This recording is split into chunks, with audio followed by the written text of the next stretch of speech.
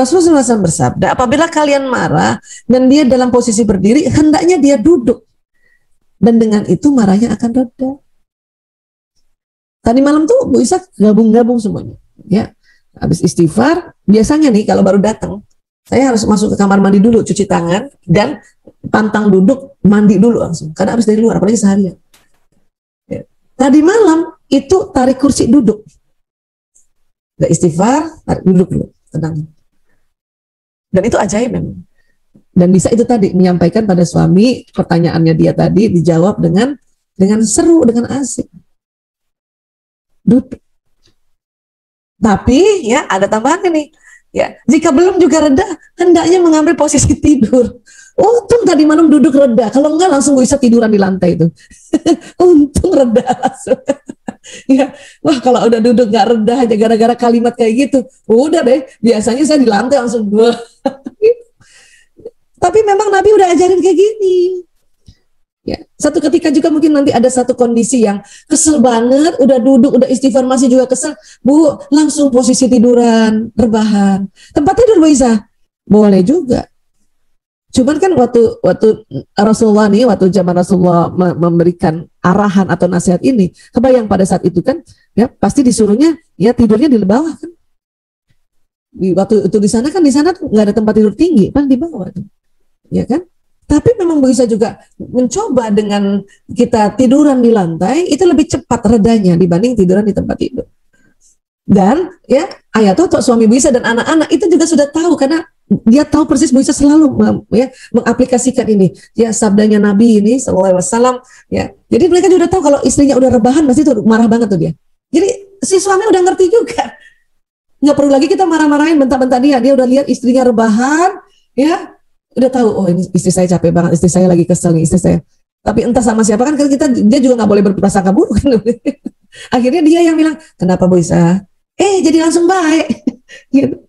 Makanya saya bilang betul-betul apa yang Nabi ajarkan kita itu benar-benar keren banget, ya dahsyat banget. Ya. Tinggal kita mencari tahu dari ya para ilmuwan ini karena dia yang punya uang, dia yang punya waktu, punya kemahiran untuk meneliti. Oh pantesan ya.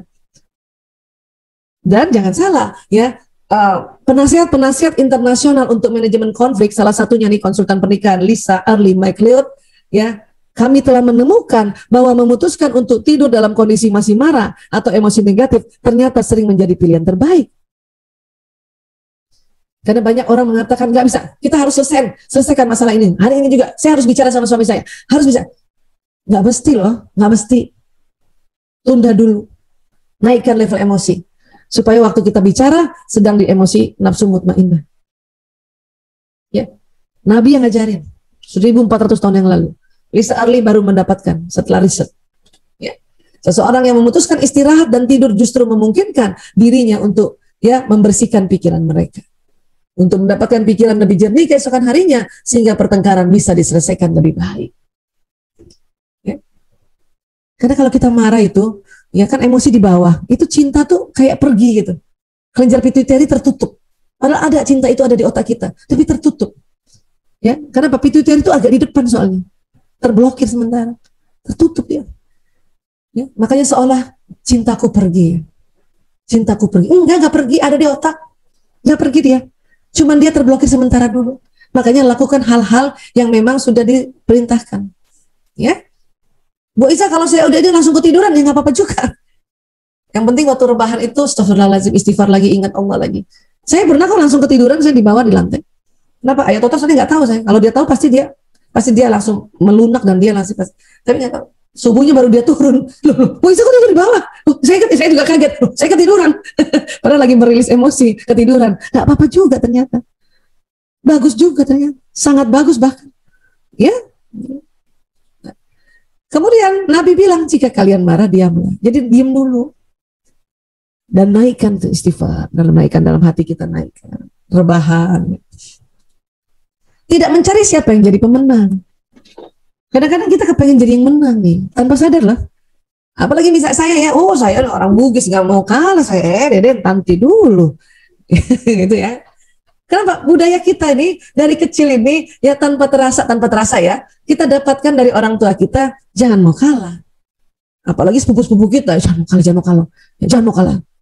Ini yang bahaya ini. Ya, tidak mencari siapa yang jadi pemenang. Hati-hati. Oke? Jadi udah langsung saja istighfar, udah langsung.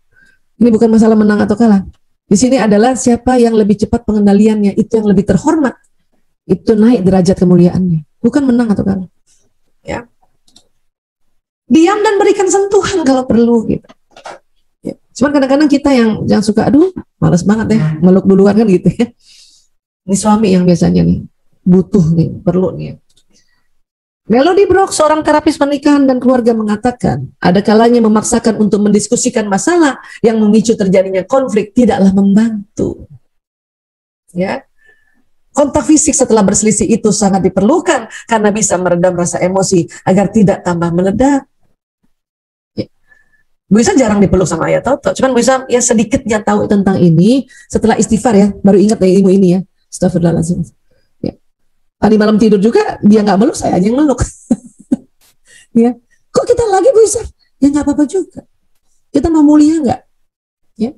Di mata siapa? Di mata Allah lah. Terus di mata manusia masih kecil.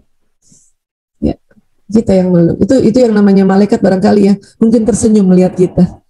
Udah istrinya sedih karena omongan suaminya, dia juga yang istighfar, dia juga yang kendalikan diri, dia juga yang meluk. Seneng nggak kita nih, ya ini buat para istri ya, seneng nggak kita lagi tidur gitu, dikelilingi malaikat, malaikat senyum. Dan itu coba hadirkan, rasakan malaikat senyum di kanan kita. Kalau bisa selalu hadirkan itu. Alhamdulillah. Dari subuh malah seneng banget ya. Ya. Oke. Pada saat berpelukan, hormon oksitosin dan dopamin meningkat, hormon bahagia dan cinta tadi keluar langsung ya tadi. Dari kelenjar pituitari lagi. Ya. Dan hormon kortisol yang menimbulkan stres menurun jumlahnya dalam tubuh.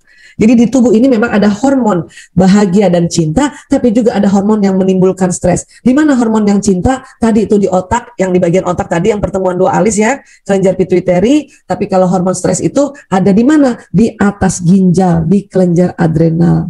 Dia keluar masuk pembuluh darah juga. Tapi pada saat kita dipeluk, atau jangankan dipeluk, disentuh aja kaki kita pada saat kita bisa tidur gitu ya. Atau misalnya suami dari belakang, suami cuma usap-usap gini atau cuma gini dua, entah suami entah kita juga gantian ya, itu ya hormon stres menurun di dalam tubuh kita, hormon bahagia atau hormon cinta tadi keluar. Ya, enak bukan? Iya, jadi inilah yang bisa Bu Isa sharing ya. Ini versi Bu Isa ya, tapi insya Allah yang Bu Isa sampaikan ini ada dasarnya dalam pengetahuan dan juga tentu ya dalam Adinul Islam itu duluan malah kita ya kedepankan, dan juga ini sudah sering dipraktekkan dan alhamdulillah Allah Akbar 29 tahun alhamdulillah, insya Allah terus sampai meninggal ya, insya Allah. Baik, sekian dulu barangkali ayah bunda sahabat-sahabatku sayang ya, mohon maaf lahir batin ya, wabillahi taufiq wal hidayah, wallahu a'lam bishawab. Assalamualaikum warahmatullahi wabarakatuh.